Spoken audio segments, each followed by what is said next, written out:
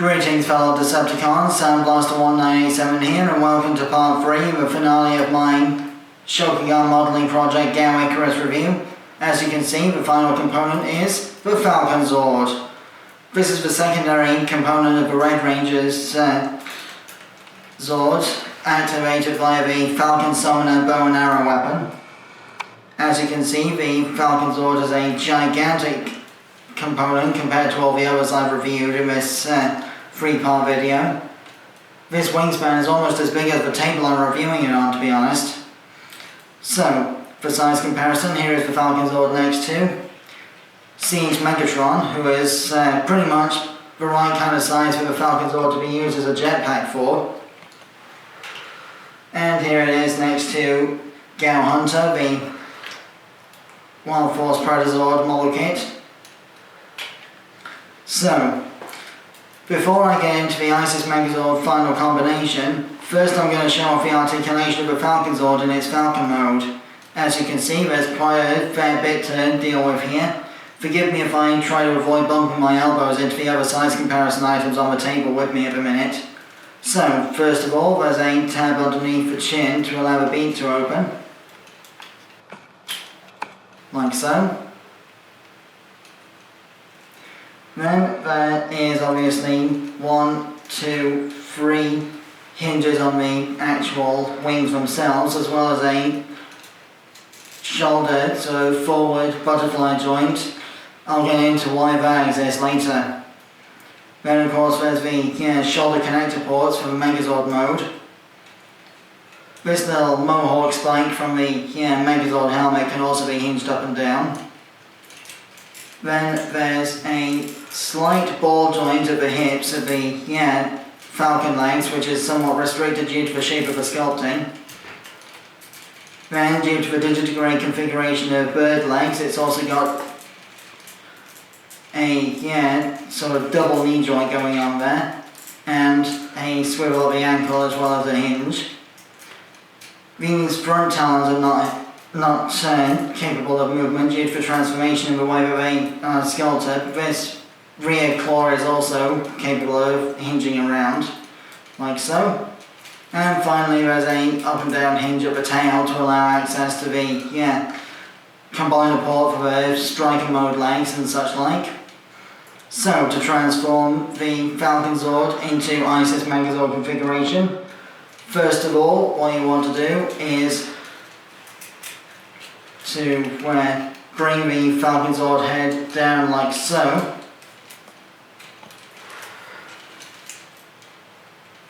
Then open up this black panel on the underbelly. Whoops, make sure it doesn't pop off, bear with me as I reattach this.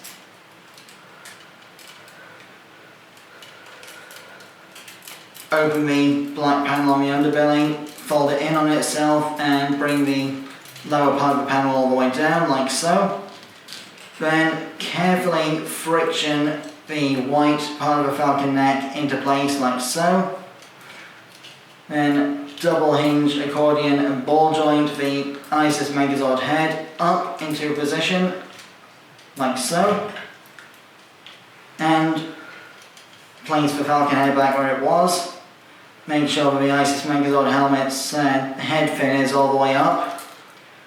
Next, use the FalconZord legs and then awkward multiple knee joints to bring the talons in on themselves, so that these tabs on the inside of the talons connect to these little ports on the inside of the white part of the Falcon neck.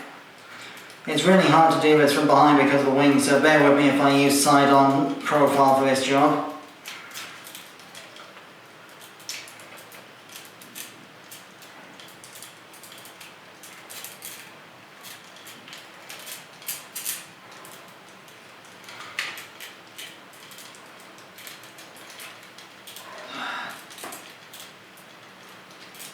And also you want to bring these rear talon claws hinged upwards like so.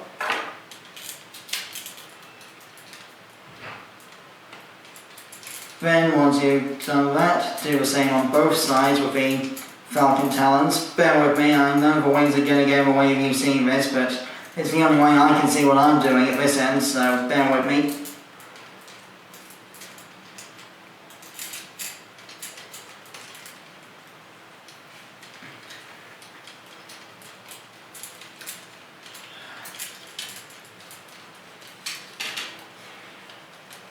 Bearing in mind there's also a lot of razor sharp pieces to some of these bits of plastic and a lot of fragile stuff as well, due to the way the other transformation elements work.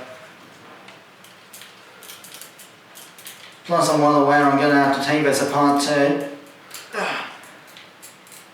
transport it back home for storage at this point, so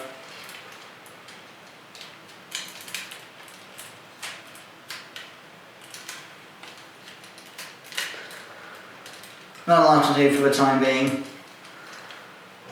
So next what you want to do is attach the giraffe spear to this arm socket like so.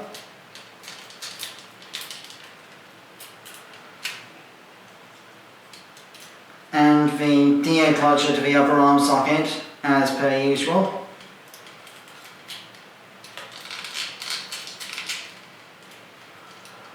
Finally, what you want to do is bring the tail back a little bit and attach the Rhino and Armadillo legs like so.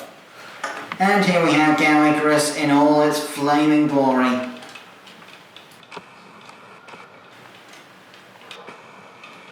Once you've attached the Rhino legs, you can reset the Falcon tail back to its original downward position.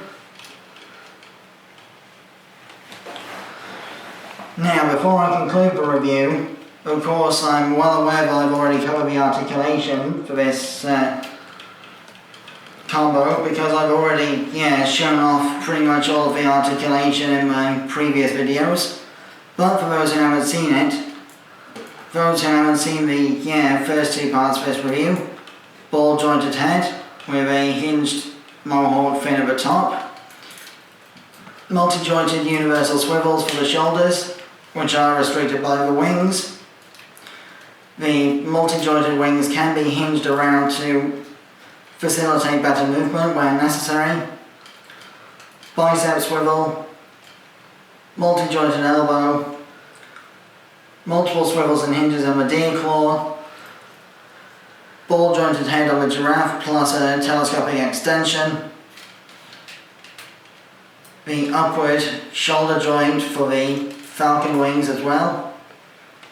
The reason for that I'll get to in a moment. There's a waist swivel due to the way the rhino connects, universal hips, thigh swivel, double jointed knees, ankle tilts, and finally, what you've all been waiting for those who have already seen Power Rangers Wild Force or Hyaku Sentai Gao Ranger, you will know that the FalconZord has a poncho mode kind of thing that it uses like a shield. So, in order to facilitate this, bring the shoulder joints up on the FalconZord like so. There are a couple of fold-out clips that can peg this whole thing together, but I'm not going to use those right now because I don't want to get the parts broken. Then, carefully triple hinge both halves of the wings over the top of the main Megazord like so. And this is supposed to be like a bulletproof shield mode to protect it from incoming org attacks.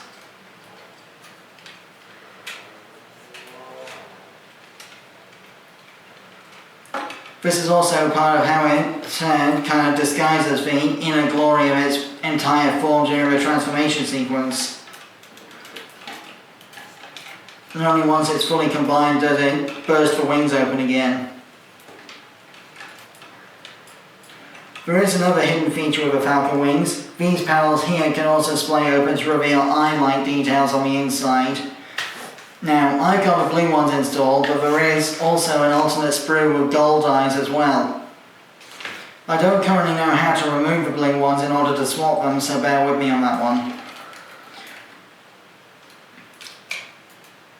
There is also an additional effects part for the GaoHunter tail weapon, which contains like an energy version of the wolf tail crescent moon blade, which is supposed to attach to the end of the alligator tail end of a weapon, like so. This is supposed to be for like the ISIS Megazord Predator mode's final attack.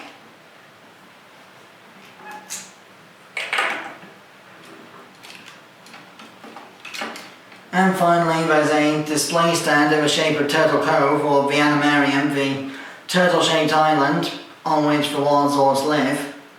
And the volcano in the centre of the island has very cleverly been used as the 5mm port for the display arm, which I will now attach like so.